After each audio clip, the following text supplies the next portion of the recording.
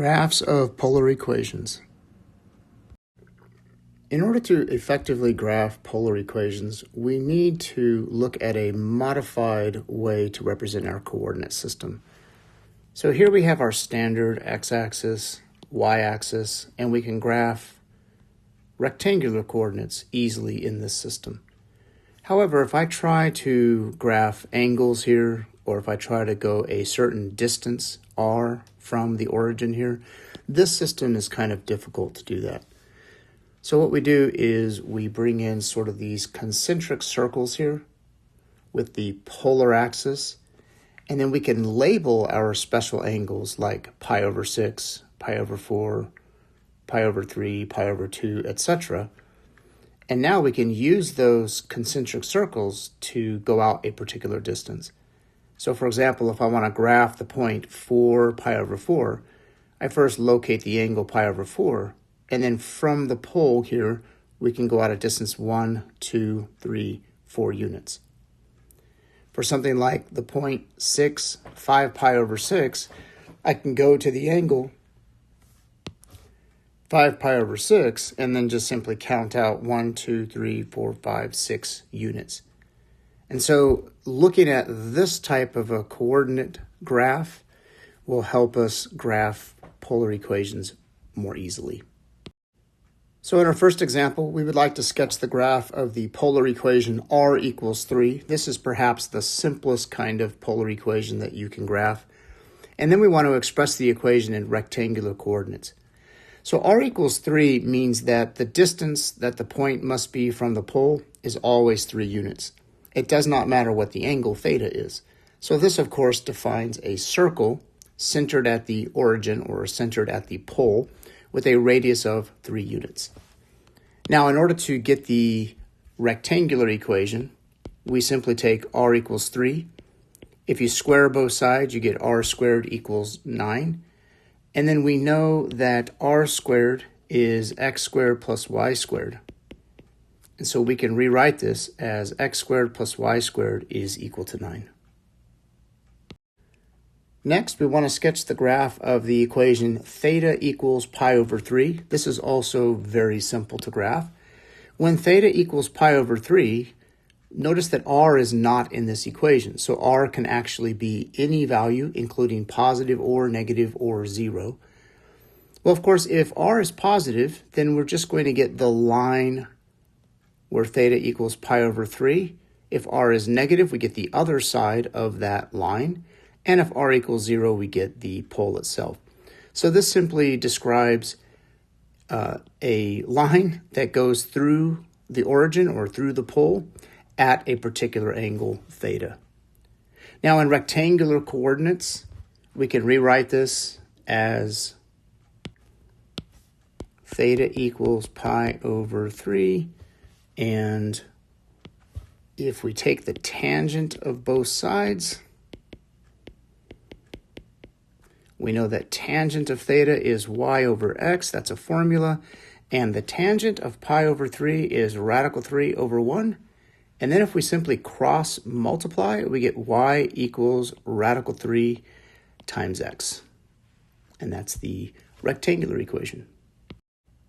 Now let's graph something a little more complicated. R equals 2 times the sine of theta. So as with most graphing, when you first are learning about graphing in a new system, one of the fundamental ways that we do this is we simply plug in values of one variable and determine values of the other variable according to the equation. So if I plug in the angles from 0 to pi, all the special angles from 0 to pi, these are the r values that you get. Now you can pause here for a minute to verify these, but again, all we're doing is just plugging in these angles into here and then computing 2 times the sine of those angles. Now, if you graph those points, so for example, when theta equals 0, r equals 0, that's this point. When theta is pi over 6, r equals 1, so I go to pi over 6, and we're going to go out a distance of 1 unit. At pi over 4, we go out a distance of radical 2, which is 1.4 units, which is right about there, right? Because this corresponds to 1.5. So 1.4 is right about there. At pi over 3, we go out radical 3 units, which is about 1.7. At pi over 2, r is 2, so that's this point. And then if you go around and graph the other points here, you'll see that you are getting this circle here. So r equals 2 times the sine of theta is a circle of radius 1 centered here. Now we'll talk a little bit more about classifications of equations a little later, but for right now, this is how you would graph it. So for our next equation, we have r equals 2 plus 2 cosine of theta. So to graph this one, we're going to need to find some points. And so if you plug in some angles from 0 to 2 pi, and you can see the angles that I chose to plug in here, you get the corresponding values that you see here. So let's go ahead and go through and graph these points. So when theta equals 0, r equals 4, that is this point right here. When theta equals pi over 4, r is 2 plus radical 2, which is approximately 3.4. So that is going to be right around here. And then at pi over 2, we have r equals 2, which is this point. And then at 3 pi over 4, we have r equals 2 minus radical 2, which is approximately 0.6. So if I graph that, that's going to be right about here. And then at pi, we have r equals 0. And so if you just kind of sketch this out, so far, it looks something like this. Now on the other side here, if theta is 5 pi over 4, which is this angle, we get 2 minus radical 2, which again is about 0.6. So that is going to be approximately here. At 3 pi over 2, we get r equals 2. At 7 pi over 4, which is this angle here, we're going to get 3.4 again. So that is going to be right about here. And then finally at 2 pi, we get 4. And so you get this shape. And this is called a cardioid. And we'll talk a little bit more about how you could classify this kind of a shape without having to graph a whole bunch of points a little later on in this video. Next, we want to graph r equals the cosine of 2 theta. I'm going to skip the work here, but if you plug in enough values of theta, what you'll notice is that the graph will start here, because when theta equals 0, r is going to be 1. And then it will trace out points like so. It will come down here, and then go down below, loop back around like this, and then loop back up to the top like this, and it will finally end here. Now to graph something like this, you would have to plug in a lot of points. Now again, if you know a little bit more about classifications of polar equations, you can get this graph a little bit more easily. But for right now, let's just suffice it to say, the first time you graph something like this, you would have to plug in a lot of points to see this shape bear out.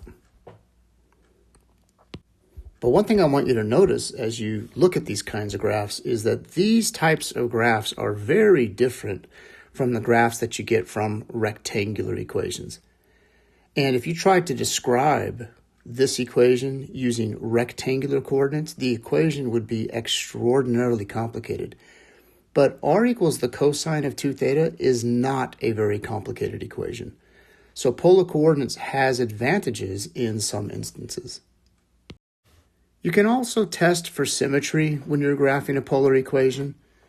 So if a polar equation is unchanged, when you replace theta with negative theta, then the graph is symmetric about the polar axis. So for example, if when you plug in negative theta, you get the same thing that you get when you plug in positive theta, you have symmetry across the polar axis, which is kind of like saying across the x-axis. If the equation is unchanged when you replace r with negative r, or theta by theta plus pi, then the graph is symmetric about the pole. So you have symmetry through the pole or through the origin. And finally, if the equation is unchanged when you replace theta by pi minus theta, then the graph is symmetrical around the line theta equals pi over 2, which is like the y-axis. Now, you don't have to test for symmetry before you graph a polar equation, but sometimes it can make graphing a lot easier. So as an example, we can use symmetry to sketch the graph of this limacon. The equation is r equals 1 plus 2 cosine of theta. Now, I do want to point out that this is very similar to the graph that we did a little bit earlier where we had r equals 2 plus 2 cosine of theta, right? And this was a cardioid. So just changing this number to a 1 is going to give you a different graph. And I mean a different type of graph. Now, if you replace theta with negative theta, notice that r would be 1 plus 2 cosine of negative theta. And we know that cosine of negative theta is the same as cosine of theta. So when we replace theta with negative theta, we get the original equation. This means that this graph is going to have symmetry about the polar axis. So that can help us because when you plug in some points to graph this thing, you're going to start to get some of the points on this curve, like so. But if you know that this graph is symmetrical about the x-axis or the polar axis, then you know that you're going to get the mirror images of all of these points as well. And that can make sketching the second part of this graph here much easier. Now, I want you to notice that this limacon is actually really similar to a cardioid, but it has this little inner loop here compared to the graph that we had a couple of examples ago. So here we just have a summary of common polar curves. So notice that when r equals a constant, you simply have a circle. If r equals a times the sine of theta, that's going to be a circle up here. Now, we did graph one like this. If you have r equals a cosine of theta, that will be a circle off to the side over here. And if you have r equals some number times theta, that is a spiral. Now, for me, I do expect my students to know how to graph these equations, right? So in other words, kind of memorize those situations. And then also cardioids. Cardioids come from the equations r equals a plus or minus b times the sine of theta. And if a is equal to b, you get the so-called cardioid. The actual classification of these graphs is limacons. Sorry, I think I called them cardioids a minute ago. A special case of that is the cardioid, and that's when a equals b. So for example, when both of these numbers are 2's, you get a cardioid. If a is greater than b, you get this dimpled limacon. If a is less than b, you get the limacon with the inner loop, like the one that we graphed a minute ago. And then if a is greater than 2 times b, you get a convex limacon. So now, for me, in my classes, I typically expect students to know how to graph these here. Now, the roses and lemniscates, these are the special cases where you have r equals a times the sine of some number times theta, or a times the cosine of some number times theta. We did look at an example of something like this. I usually do not expect my students to memorize these examples as there are just a lot of different situations here, but these are cool graphs nonetheless. And that concludes this video lesson.